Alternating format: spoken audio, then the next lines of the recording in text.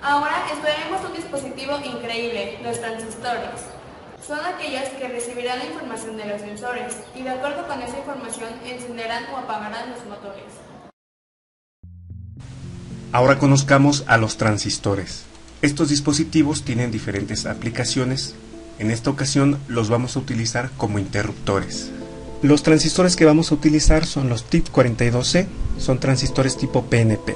Viéndolos desde enfrente, sus pines son base, colector y emisor. Recordemos que cuando conectamos un motor a las pilas, desde la terminal negativa son emitidos electrones que avanzan por los cables hasta llegar a la terminal positiva. El flujo de esos electrones se conoce como corriente eléctrica y eso es lo que hace funcionar al motor. ¿Qué pasa si cortamos el cable en algún punto? La corriente eléctrica se detiene y el motor se apaga. Lo que vamos a hacer después es conectar un transistor como aparece en el esquema. Vean que hemos conectado su colector y su emisor.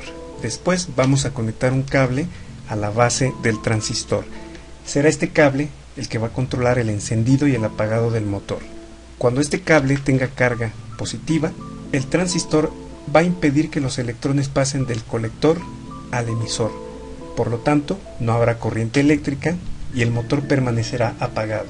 Pero si ese cable se vuelve negativo, el transistor, al recibir carga negativa en su base, permite que los electrones pasen del colector al emisor. Por lo tanto, habrá corriente eléctrica y el motor encenderá. Imagino que ya adivinaron de dónde vendrá este cable. Efectivamente, vendrá del sensor. Porque recuerden que cuando el sensor detecta un objeto, su pin de salida se vuelve negativo. Así que cuando el sensor esté detectando un objeto, el motor encenderá. Y recuerden que cuando el sensor no detecta objeto, su pin de salida se vuelve positivo.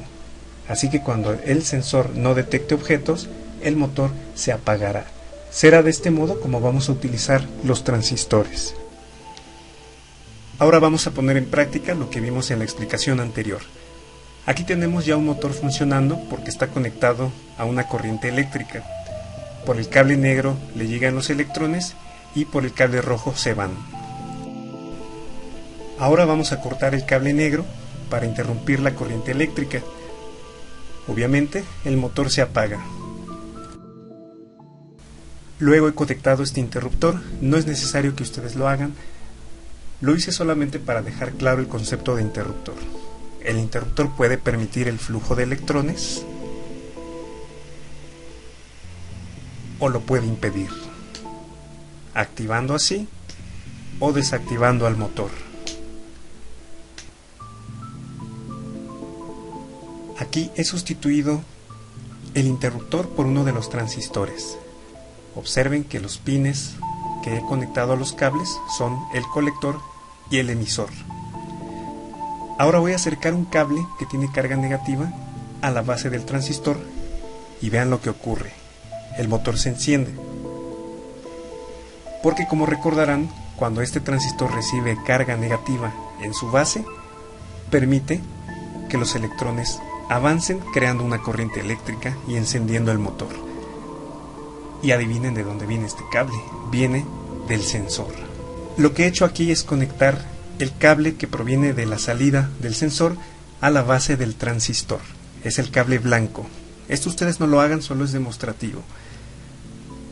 Cuando el sensor detecte un objeto, su salida se volverá negativa. Esa carga negativa irá a la base del transistor. El transistor, entonces, permitirá que los electrones avancen, creando la corriente eléctrica que encenderá al motor. Voy a acercar ahora un objeto al sensor para que lo puedan ver. Ahí lo tienen. Cuando quitamos el objeto, la salida del sensor se vuelve positiva. Esa carga positiva va a la base del transistor. El transistor entonces impide que los electrones pasen. Entonces ya no hay corriente eléctrica y el motor se apaga.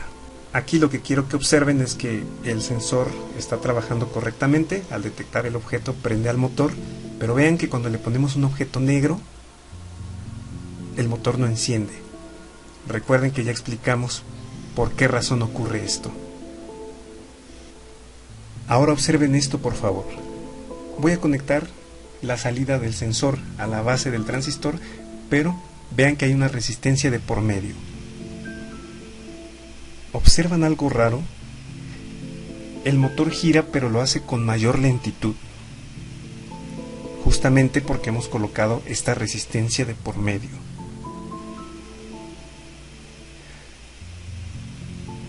Ahora lo voy a hacer sin la resistencia para que puedan comparar.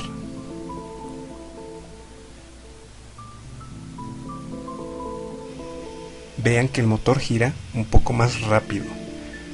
Como podrán imaginar, vamos a utilizar las resistencias para regular la velocidad de nuestro robot. Hay diferentes tipos de resistencias, así que podemos conseguir distintas velocidades.